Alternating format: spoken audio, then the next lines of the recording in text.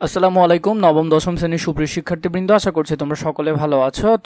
আমি বলেছি তোমাদেরকে যে তোমাদের এমসিকিউ পর্ব দিব ধারাবাহিকভাবে। এর ধারাবাহিকতায় আজকে ফুলের বিবাহ এর তোমাদেরকে গুরুত্বপূর্ণ কিছু এমসিকিউ দিব, যাতে তোমাদের পরীক্ষায় হুবহু কমন পড়ে।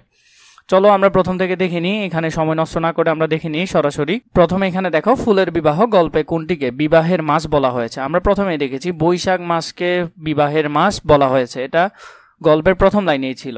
এরপরে দেখো কি বলেছে, আমি একলা বৈশাখ নসীবাবুর ফুলবাগানে বসিয়া একটি বিবাহ দেখেছিলাম। এখানে আমি কে? এখানে আমি বলতে কমলাকান্তকে বোঝানো হয়েছে। 24 নম্বর দেখো, ফুলের বিবাহ রচনার কমলা কাকা কোন তারিখে বিবাহ দেখলেন? এটা কি হবে? একলা বৈশাখ। এর পরবর্তীতে দেখো 25 নম্বরে, কমলা কাকা কোথায় বিবাহ দেখলেন? এটি হবে নসীবাবুর ফুলবাগানে বিবাহ দেখলেন।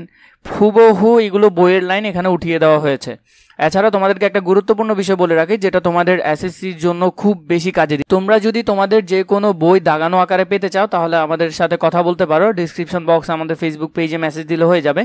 তোমাদের যে কোনো বই যদি দাগানো না হয়, তোমরা চাইলে আমাদের কাছ থেকে দাগানো বইয়ের পিডিএফ নিতে পারো। হুবহু সেখান থেকে 28-29টা কমন পড়বে, অনেক ক্ষেত্রে তো 30টাই হুবহু কমন পড়তে দেখা যায়। তোমাদের আগে যারা এসএসসি পরীক্ষা দিয়েছে ওরা বেশিরভাগই বই কিনে কিনে পড়েছে। তোমরা চাইলে আমাদের থেকে ডিসক্রিপশন বক্সে মেসেজ দিয়ে নিয়ে নিতে পারো।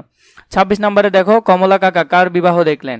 কমলা কাকা এখানে ফুলের বিবাহ দেখলেন। যে কোনো বই সম্পর্কে নিতে পারো, আমাদের কাছে যে কোনো বইয়ের পিডিএফই আছে।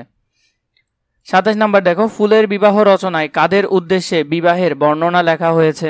এটি হবে ভাবি বর কন্যাদের উদ্দেশ্যে এটি লেখা হয়েছে। 28 নম্বরটি দেখো, 28 নম্বরে বলেছে কথক বিবাহের কথা লিখে রেখেছেন কেন? শিক্ষার জন্য এটি তিনি লিখে রেখেছিলেন। 29 নম্বরটা দেখো, ফুলের বিবাহ রচনায় পাত্রীকে? এখানে পাত্রী হলো যে ফুলের বিবাহ রচনায় পাত্রীকে? পাত্রী হলো মল্লিকা। আমরা প্রবন্ধের মধ্যে গল্পের মধ্যে দেখেছিলাম যে মল্লিকাকে এখানে পাত্রী ধরা হয়েছে। এগুলো সবগুলোই ফুল। কে বিবাহযোগ্য হয়ে এলো? এখানে কলিকা কন্যা বিবাহযোগ্য হয়ে এলো। এরপর 31 নম্বর প্রশ্নটা দেখো, 31 নম্বর প্রশ্নে বলেছে কলিকা কন্যা বিবাহযোগ্য হইয়া আসিল। এখানে বিবাহযোগ্য বলিতে কি বোঝানো হয়েছে? এখানে বিবাহযোগ্য বলতে ফুলের পূর্ণ বিকাশিত হওয়াকে বোঝানো হয়েছে, কারণ এখানে বিবাহ কার সাথে হচ্ছে? ফুলের সাথে। 32 নম্বর প্রশ্নটা খেয়াল করো। 32 নম্বর প্রশ্ন আমাদেরকে বলেছে কণিকা কন্যার পিতাকে? পিতা হলো ক্ষুদ্র বৃক্ষ।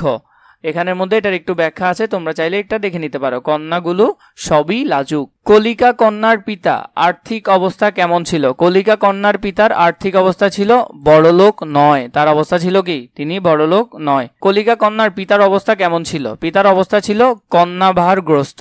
পিতার অবস্থা কেমন ছিল? কন্যাভারগ্রস্ত ছিল। 35 নম্বর, সম্বন্ধের অনেক কথা হইয়াছিল। এখানে সম্বন্ধের বলতে কি বোঝানো হয়েছে? এখানে সম্বন্ধ বলতে বিবাহের কথা বোঝানো হয়েছে। 36 নম্বর প্রশ্নটা দেখো, সম্বন্ধের অনেক কথা হইয়াছিল কিন্তু কোনোটা স্থির হয় নাই। এখানে স্থির না হওয়া, স্থির হওয়া মানে কি বোঝানো হয়েছে?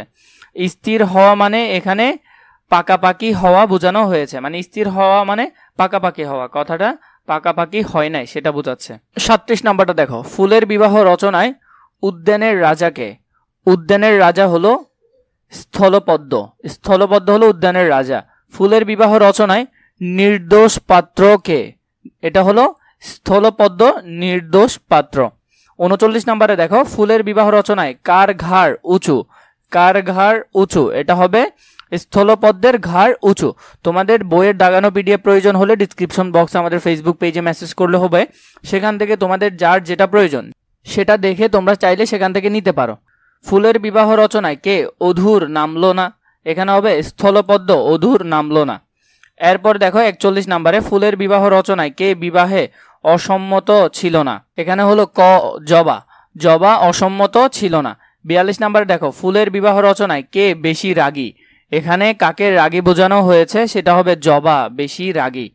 তোমাদের বইয়ের পিডিএফ যদি নাও, তোমাদের সেখান থেকে আনুমানিক 30-30টা এমসিকিউ কমন পড়বে।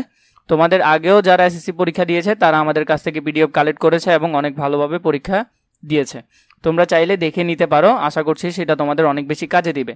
43 নম্বর দেখো, ফুলের বিবাহ রচনায় ভালো পাত্রটি কে? ভালো পাত্র হলো ক গন্ধরাজ। এখানে গন্ধরাজ হলো ভালো পাত্র। এরপরে দেখো 44 নম্বর, ফুলের বিবাহ রচনায় কার দেমাগ বেশি? গন্ধরাজের দেমাগ বেশি। 45 নাম্বার দেখো, ফুলের বিবাহ রচনায় ঘটক কে? ঘটক হলো এখানে ভ্রমর। ঘটক হলো কে? ভ্রমর। এরপরে দেখো 46 নাম্বার প্রশ্ন দেখো, 46 নাম্বার প্রশ্নের মধ্যে বলেছে ফুলের বিবাহ রচনায় ভ্রমররাজ কোথায় উপস্থিত হইলেন? এখানে হবে মল্লিকা বৃক্ষ সদনে উপস্থিত হইলেন। 47 নাম্বার দেখো, 47 নাম্বার হলো ফুলের বিবাহ রচনায় মল্লিকা বৃক্ষ ভ্রমররাজের কথায় কিভাবে সায় দিল? এটা উত্তর হবে কি? পাতা নেড়ে সায় দিল। এরপরে দেখো 48 নাম্বারে ফুলের বিবাহ রচনায় ভ্রমর কিসের আসন গ্রহণ করল? এটা হবে ক, পত্রাসন গ্রহণ করল। এরপরে দেখো 49 নাম্বার, মুদিত নয়না আবেগগুণ্টনবতী কন্যা কথাটি দ্বারা কি বোঝানো হয়েছে? এখানে কথাটি দ্বারা পূর্ণরূপে বিকশিত না হওয়া বোঝানো হয়েছে। এখানে ছোট করে ব্যাখ্যা আছে, চাইলে দেখে নিতে পারো। এরপরে দেখো 50 নাম্বার কি বলেছে? ফুলের বিবাহ রচনায় কে কন্যা দেখলেন? এখানে উত্তর হবে বৃক্ষ কন্যা দেখলেন। 51 নাম্বার প্রশ্ন দেখো, ফুলের বিবাহ রচনায় কে বৃক্ষকে প্রদক্ষিণ করে এলো? এখানে ভ্রমর বৃক্ষকে প্রদক্ষিণ করে এলো। গুন গুন গুন গুন দেখিতেছি তাই, গুন গুন গুন দেখিতে চাই, এখানে চতুর্থ গুণ কথাটির মানে কি? এখানে চতুর্থ গুণ কথাটির মানে হলো কন্যার গুণবলী বোঝানো হয়েছে। 53 নাম্বার দেখো, 53 নাম্বারে কি বলেছে? ফুলের বিবাহ রচনায় লজ্জাশীল কন্যাটি কে? লজ্জাশীল কন্যাটি হলো মল্লিকা। তোমাদের আর কোন কোন পর্বের এমসিকিউ পর্ব প্রয়োজন সেটা কমেন্ট করে জানাবে, এবং কি কি প্রয়োজন সেটাও আমাকে জানাবে। আমি তোমাদের জন্য সেগুলোর ভিডিও রেডি করব।